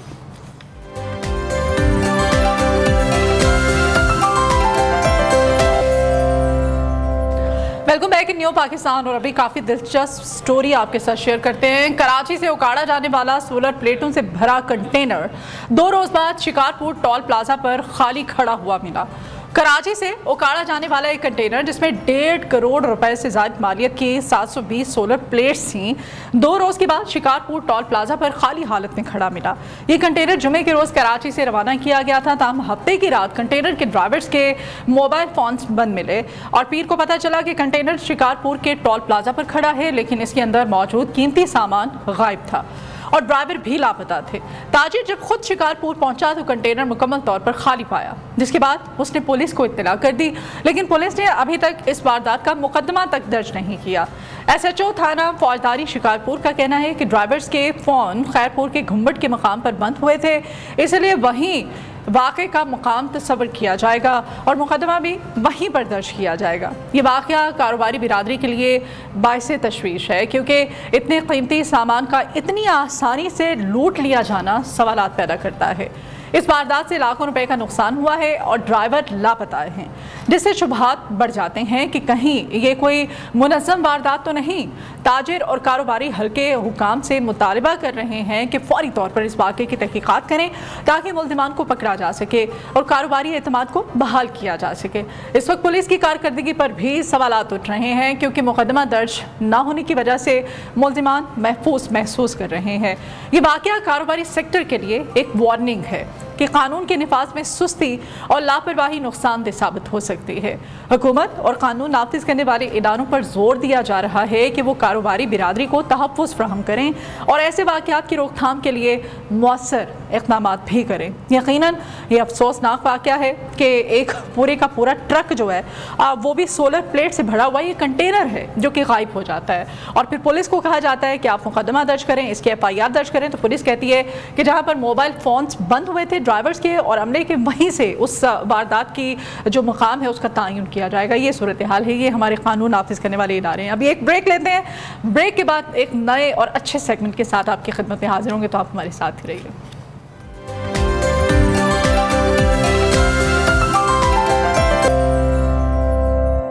Welcome back in new Pakistan. खेल के मैदान में एक इंतहाई शानदार और काबिल फ़ख्र खबर सामने आई है। पाकिस्तान के पहलवानों ने जहां कुश्ती में अपनी सलाहियतों का लोहा मनवाया है, वहीं पर अब रस्साकशी के आलमी मुकाबलों में भी अपनी धाक बिठा दी है। आज़रबाईजान के दारुल हुकूमत बाकू में मुनक्किदा होने वाले इंटरनेशनल तोरान कप में पाकिस्तान की रस्साकशी टीम ने अपनी बेहतरीन कारकर्दगी से मुल्क का नाम रोशन करते हुए सिल्वर और ब्रॉन्ज मेडल जीत लिए।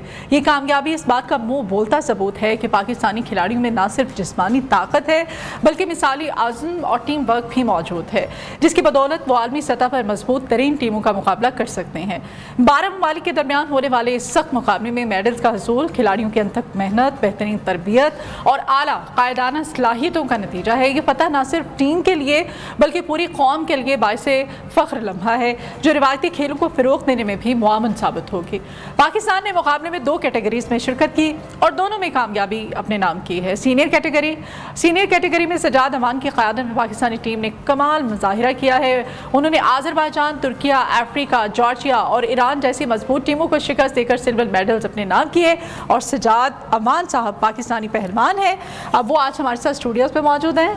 सजाद भाई, वेलकम करते हैं आपको मॉर्निंग शो में अपने। सबसे पहले तो मेरी तरफ से, मेरी पूरी टीम की तरफ से आपको मुबारकबाद हो जो कामयाबी आपने समेटी, जो सिल्वर मेडल आप लेकर के आए हैं। सजाद भाई, कामयाबी का ये सफ़र जो है कहाँ से शुरू हुआ, जारी और सारी है, क्या कहेंगे आप?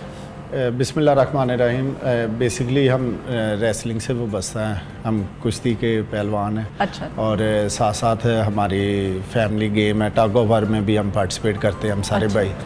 तो वालिद साहब हमारे कोच हैं मलिक इमदाद साहब, और इस दफ़ा जो है ये इंटरनेशनल तुरान कप हुआ है आज़रबाईजान बाकू में, और इसमें 12 मुल्कों ने पार्टिसिपेट किया है। और पाकिस्तान ने 2 कैटेगरीज़ में इसमें हिस्सा लिया था, एक सीनियर और एक जूनियर। सीनियर कैटेगरी में मैं कैप्टन था पाकिस्तान का। अच्छा। और अल्लाह का शुक्र है कि हमारे मैनेजर जो राना जमील साहब, जो सेक्रेटरी जनरल हैं Pakistan tug of war federation के, वो हमारे हमरा थे। तो हमारा तरबियती कैंप लगा हुआ था, उसमें लड़कों ने काफ़ी जो है वो ट्रेनिंग की और वहाँ पे जाके मुकाबला किया। हमने जो सख्त हरीफ थे हमारे, जैसे कि आज़रबाईजान जो वर्ल्ड चैम्पियनशिप की ब्रॉन्ज मेडलिस्ट टीम थी, उसको बीट किया। फिर उसके बाद जॉर्जिया को हमने बीट किया। फिर ईरान जो बहुत मजबूत टीम थी, ईरान के जो पहलवान बड़े हैवी लड़के थे उनके, तो उनको जीतना हमारे लिए काफ़ी टफ था। इसमें बेस्ट ऑफ 3 होती है। अच्छा। तो पहला पुल राउंड जो है वो जीत गए, तो हम काफ़ी जो अंडर प्रेशर हो गई सारी टीम। तो टीम को मैंने समझाया कि नहीं यार, कोई मसला नहीं है, इसमें हमारे पास मौका है, अगले राउंड हम दोनों अगर जीतते हैं तो इंशाल्लाह हम मेडल ज़रूर हासिल करेंगे। तो हमारा वो सेमीफाइनल था उनके साथ। सही। तो बहुत टफ मुकाबले के बाद हमने दूसरे राउंड में फिर उन्हें शिकस्त दे दी और इसी तरह तीसरा जो फाइनल। अच्छा, वो रस्सा कशी का जब आता है ना सजाद भाई, तो वो ये होता है जैसे हमारा तो एक ट्रेडिशन में भी है ना, मेले ठेले जब होते हैं, ये स्कूल्स में भी इवन, तो वो हम जब किया करते थे कि वो रस्सा पकड़ के कुछ लोग उधर खींच रहे होते, कुछ इधर, ये देखने में बज़ाहिर सोचने में तो बड़ी ईजी एक आसान सी गेम लगती है। बताइए क्या मुश्किल है? ऐसे ही स्कूल कॉलेजेस यूनिवर्सिटीज़ में जब भी स्पोर्ट्स डे होता है तो जितने भी स्पोर्ट्स टीचर हैं उनकी कोशिश यही होती है कि जो बारी बारी ओवर वेटेड लड़के लड़कियां हैं वो निकालें और शायद ये जितना ज़्यादा वेट होगा हमारे वो बच्चे जीत जाएंगे। लेकिन हरगिज़ ऐसा नहीं है। जब आप टेक्निकली इसे देखें तो इसमें बहुत ज़्यादा स्ट्रेंथ की ज़रूरत होती है, इसमें बहुत ज़्यादा आपको वेट ट्रेनिंग, क्रॉस फिटनेस की ज़रूरत होती है।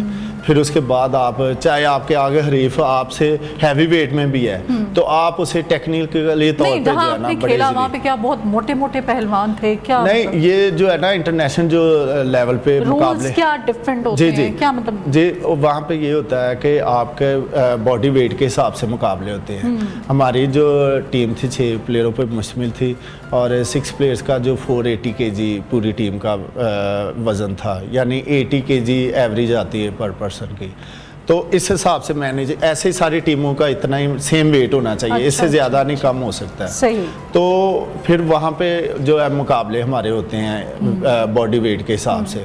तो इधर तो बारी बारी जितना मर्जी ओवर वेट आप ज़्यादा लगा लें कम लगा लें, वो तो आप कह लें एक रिवायती तरीके से चल रहा है और यहाँ हमारे कल्चर की खूबसूरती भी है। जी जी। अच्छा, आप सिल्वर मेडल लेके आए हैं, तो गोल्ड मेडल कौन लेके गया है इस मुकाबले में? गोल्ड मेडल बस हम थोड़ा सा ही दूर थे, जीत सकते थे, हमारे 1-2 प्लेयर सीनियर नहीं जा सके। अच्छा। किसी मजबूरी की वजह से। तो काज़ाकिस्तान ने इस दफ़ा जो है ना वो हमें फाइनल में शिकस्त दे के क्या मजबूरी थी कि आप कह रहे हैं कि हमारे 2 ऐसे प्लेयर्स थे कि अगर वो होते तो आप कह रहे हैं कि आप गोल्ड मेडल ला सकते थे? दरअसल हम सेल्फ फाइनेंस पे गए थे सारे प्लेयर्स, तो जो दूसरे प्लेयर्स हैं वो सीनियर वो नहीं अफोर्ड कर सके, इस वजह से वो नहीं जा सके। अगर हमें गवर्नमेंट पे करती, स्पोर्ट्स डिपार्टमेंट हमें पे करता तो हम ज़रूर पाकिस्तान के लिए गोल्ड मेडल हासिल करते। सेल्फ फाइनेंस पे करते हैं आप सारा ये, इसमें सारे जितने प्लेयर्स मोस्टली जो है हमारे कुछ टूर्नामेंट, कुछ गेम्स होती हैं जो हमें गवर्नमेंट पे करती है। अच्छा। और सम टाइम जो है हमें सेल्फ फाइनेंस पे करना पड़ता है। ठीक है। अच्छा, दुश्वारियाँ क्या आपको फेस करना पड़ती हैं? किस किस्म के मसाइल होते हैं? क्या आप कहना चाहेंगे हमारे स्नियो के प्लेटफॉर्म से कुछ अगर बताना चाहें तो? जी, मोस्टली यही होता है कि हम जब ट्रेनिंग कर रहे होते हैं तो हमें जो है वो ट्रेनिंग के हवाले से जो है वो फूड वगैरह के हवाले से जो है वो सारी एक्सपेंसिव खुद जेब से करने पड़ते हैं। और सम टाइम आपको बताया कि हम अपनी जेब से भी हमें जो है वो टूर वगैरह करने पड़ते हैं मुल्क के लिए। और तो फिर इसमें तो यही होगा ना कि जो खिलाड़ी जो है वो अफोर्ड कर सकता है, जो प्लेयर वही जाएगा, जो अफोर्ड नहीं कर सकता है वो पीछे रह जाएगा। तो जी ऐसे ही है। मैंने आपको बताया कि हमारे सीनियर प्लेयर जो अच्छे प्लेयर थे, अगर वो जाते, अगर वो तो गोल्ड मेडल लेके जी 100% हम गोल्ड मेडल जीतते। तो मजबूरी होती हैं, लेकिन हम सब मजबूरियों को दूर करके मुल्क और कौम की इज़्ज़त को देखते हैं वहाँ पे कि हमने मुल्क के लिए, चाहे हमें अपनी जेब से करना पड़े, करना ज़रूर है पाकिस्तान के लिए करना है और पाकिस्तान की आवाम के लिए करना है। अच्छा, ये रस्साकशी जो है ये खेल सिर्फ ये एक ताकत नहीं है बल्कि एक अमली मुजाहिरा भी है इसमें। जैसे मैं बता रही हूँ कि हमने भी बचपन में खेला हुआ, स्कूल में आप तकरीबन सभी ने खेला होगा। बड़ी मज़े की और इंटरेस्टिंग गेम होती है ये। तो इसमें क्या फ़र्क क्या होता है वहाँ पर जब आप बाहर खेलने जाते हैं? आपकी ट्रेनिंग किस तरह से मुख्तलिफ होती है? आपने जो आपके ट्रेनर है, आपके जो कोच हैं, उनके बारे में बताएं ना आप। जी जी, जैसा कि पहले हम स्कूल और कॉलेजेस में जब तक गए तो रवायती तरीके के साथ वैसे ही ज़ोर लगाना और अपने कोशिश करने के ज़ोर के बल पे जो है ना हम जीते। तो जब हम कॉलेज के बाद यूनिवर्सिटीज़ में गए तो यूनिवर्सिटी में ये बाकायदा जो है वो एक प्रोफेशनल ट्रेनिंग ली जाती है। उसके बाद हमारे आल पाकिस्तान इंटरवर्सिटीज़ मुकाबले होते हैं और इंटरवर्सिटीज़ मुकाबलों के बाद जो है HEC की टीम सेलेक्ट होती है और वो नेशनल गेम्स या नेशनल चैम्पियनशिप में पार्टिसिपेट करती है। तो इसमें हमारे जो कोच हैं वो वाले साहब भी हैं, उनसे ही हमने कुश्ती की भी ट्रेनिंग ली है, आगे टग ऑफ वार की भी उनसे ट्रेनिंग ली है। تو اللہ کا شکر ہے میں HEC کا 5 سال جو ہے وہ کیپٹن رہا اور برونز میڈل جیتا نیشنل گیمز میں. پھر بعد میں ڈپارٹمنٹل سپورٹس کھیلتا رہا ہوں اور 3-4 دفعہ جو ہے میں نے وہ نیشنل گیمز اور نیشنل چیمپئن شپ میں گولڈ میڈل پاکستان کے لیے اپنے ڈپارٹمنٹ کے لیے جیتا. اور اس کے بعد پھر ہم انڈو پاک جو ہمارے انڈو پاک مقابلے 3 سے 4 دفعہ ہوئے ہیں, اس میں ہم نے انڈیا کو 3 سے 4 دفعہ جیتا ہوا ہے اس میں. بالکل, اور بین الاقوامی سطح پر بڑے اعزاز کی بات ہے کہ آپ اپنے ملک کی نمائندگی کرتے ہیں, اپنے پاکستان کی عوام 25 کروڑ عوام کی آپ نمائندگی کرتے ہیں. باعث فخر یہ ایک لمحہ ہوگا, آپ نے جب دیکھا ہوگا میڈل جیتا آپ نے, پاکستان کا پرچم جو ہے جو فضا میں سربلند ہوا, تو کیا آپ کے جذبات تھے, وہ لمحہ کیسا تھا؟ بس کہہ لیں کہ آنسو ہی آ رہے تھے آنکھوں میں جب اپنا پرچم ہم نے 12 ملکوں میں اپنا بلند ہوتے ہوئے دیکھا. تو بہت ہی وہ ایموشنل مومنٹ ہوتے ہیں آپ کو جب آپ کی محنت کا صلہ مل رہا نظر آ رہا ہوتا ہے کہ مل رہا ہے. تو اللہ کا شکر ہے کہ ہم نے اپنے ملک کا وہاں پہ جو ہے پرچم بلند کیا اور وہاں پہ اپنی قوم کا باعث فخر بنے. اور وہاں پہ جو ہے وہ پاکستان کمیونٹی کے لوگ بھی آئے ہوئے تھے, انہوں نے بہت زیادہ ہمیں اپریشیٹ کیا. اور وہاں پہ جو سفارت خانہ وہاں کے ایمبیسیڈر انہوں نے بھی ہمیں بہت زیادہ جو ہے وہ اپریشیٹ کیا اور ہمیں مختلف جو ہے انہوں نے وہ وہاں پہ فنکشنز پہ مدعو کیا اور بہت زیادہ اللہ پاک نے ہمیں وہاں پہ عزت دی. ٹھیک ہے, اور یہ یقیناً ایک باعث فخر لمحہ ہوتا ہے آپ جب اپنے ملک کا نام جو ہے بین الاقوامی سطح پر روشن کرتے ہیں. ہماری جو ہے گڈ وشز آپ کے ساتھ ہیں اور ہم اگین آپ کو مبارکباد دیتے ہیں. پوری ٹیم میری طرف سے بھی بہت شکریہ, آپ نے وقت نکالا, آپ ہمارے مارننگ شو میں آئے. سجاد اوان صاحب تھے جی ہمارے ساتھ, پاکستانی پہلوان, اور جس طرح سے انہوں نے پاکستان کا نام روشن کیا ہے, اس طرح سے بینگ پاکستانی آپ بھی کوشش کیجیے, ہر وہ اچھا کام کیجیے کہ اپنے ملک کا نام روشن کیجیے. اب مارننگ شو سے مجھے اجازت دیجیے, اپنا بہت خیال رکھیے گا, اللہ حافظ.